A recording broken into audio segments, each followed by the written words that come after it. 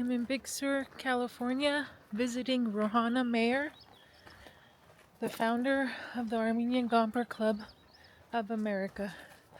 I've got a 15-minute hike ahead of me to get to her cabin. See you there. You have a hard time with what? Oh, being some white chick that I'm not Armenian, I didn't grow up in Armenia and all of that. And then I go tell people that your Gampr is not a Gampr and they're Armenian and they've had that dog their whole life and they are sure that their Gampr is a Gampr.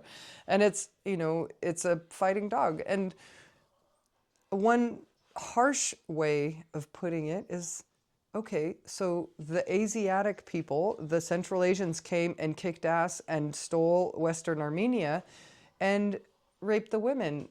And, all those Turkish people down there are 25% Armenian bloodline.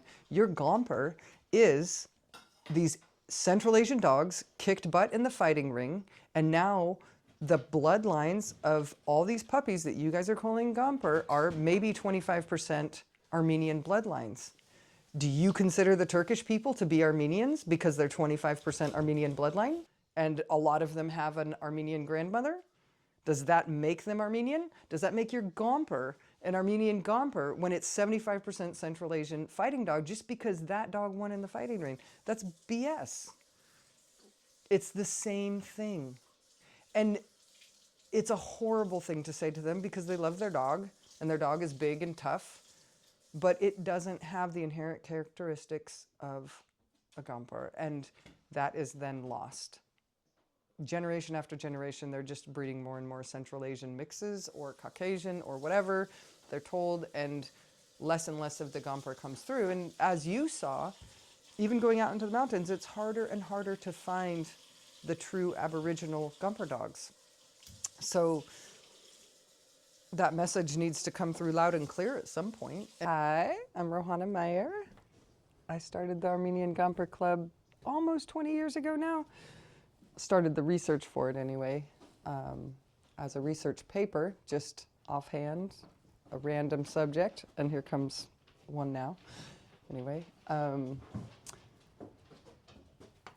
I now live in this little cabin up in the mountains in Big Sur, where I came from, in this very rustic site, which really formed my view of what the Armenian Gampr really needed to become and needed to be, or where it came from anyway, because a natural dog that has lived through thousands of years in rough conditions has to be able to survive in rough conditions. And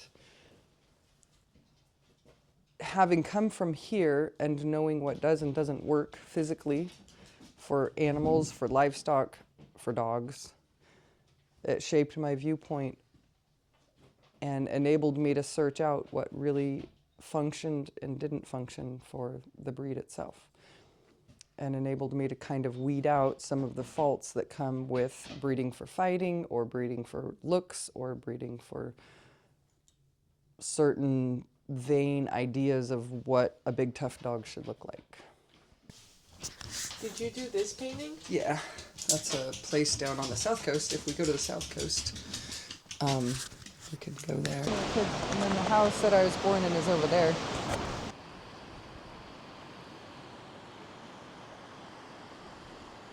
And this river, this creek, is clean enough to drink from and swim in. This would be so nice to jump in right now. Explain to him is that, in my personal viewpoint, if a kid learns Armenian as its first language, that's the first tool that a person has to interact with the world around them in a thought way. In a physical way, yeah, you have our arms and legs and all of that. But in the way of thinking, language shapes the way you think.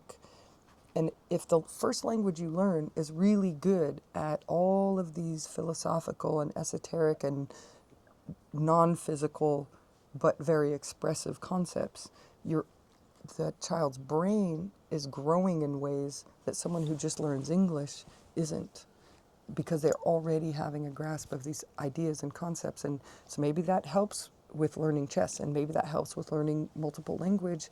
Maybe it just helps with being an intelligent and caring person, and the way that Armenians share caring within a culture of you know, when somebody comes over, there's a very civilized thing that happens. So I think it helps with that core of being a civilized culture that just gets the kids off to the right start, and it maintains all of these good, strong things that Armenians have to have gone through what they've gone through and made it and not turned into beasts. In my experience, and watching all the dogs that came to my house and a lot of the dogs in Armenia, you can't maintain the breed without that core part that is the Aboriginal gene pool, because the common sense factor goes away, the structural integrity, the agility goes away, the reliability, especially with children and baby animals, goes away. And a lot of these big dogs will get their prey drive going above their logic and caretaking and go a little overboard and cause some damage, and maybe they need to be tied up, or tied up until the sheep are penned at night and then turn them loose with the other dogs. And then a lot of people admitted that, you know, you can't turn those guys loose because they're just going to fight with the rest of the pack instead of do their job. But we're tying them up over there because then the female breeds with them and we sell good puppies. Good puppies means they look cute and they look like they're going to be big, and they can point to the big male and say, yeah, that's the father of these puppies. It's a big, tough dog and he's the best. So it's slowly degrading the breed, and it's harder and harder to find a few good dogs that I would want puppies from. And even when we do find them, is anybody being careful about who that female breeds to? Because most of them don't consider those small females to be worth anything. They're just a uterus that maybe you'll keep a puppy from or not, and that's it. And it's really tragic. So. Is there a certain type that you see are more enthusiastic? It's the young men who are sent to Armenia to find a proper wife. They come back with a Gampr. That's the ones that I see. Whether they're Eastern or Persian or whatever. There you go. There's like 5, so awesome. Hopefully they're good. End of the trip. Yep. End of the trip. Here at McWay Falls.